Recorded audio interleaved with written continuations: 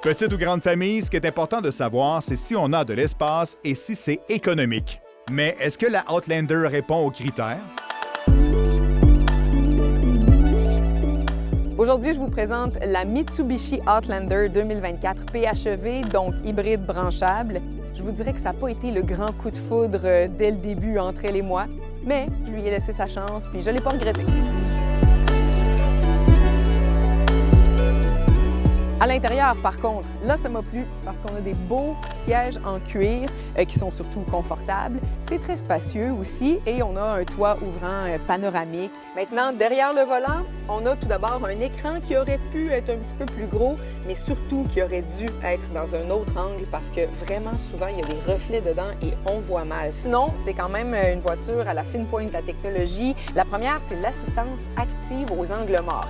Alors, si on oublie de faire un angle mort, on se fait avertir et si on n'obtempère pas, la voiture freine à notre place. C'est super sécuritaire. La deuxième, c'est le même principe. Donc, il y a des sonars qui détectent les objets et si les objets sont trop proches du véhicule, bien, ça freine automatiquement.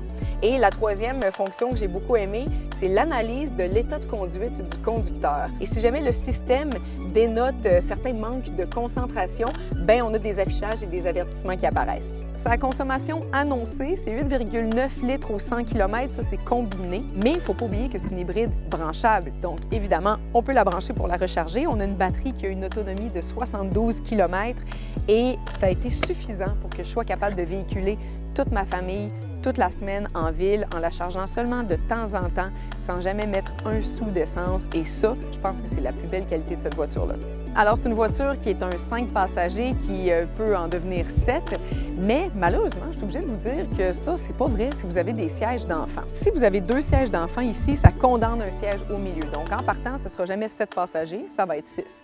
Deuxièmement, les sièges d'appoint en arrière, c'est vraiment d'appoint. Asseoir un adulte là-dessus, pensez-y même pas. Même un enfant, ça prend des petits enfants et je les assoirais pas là-dessus sur une longue distance. Je vous garantis, il n'y a pas de place pour les jambes. C'est vraiment un très petit espace.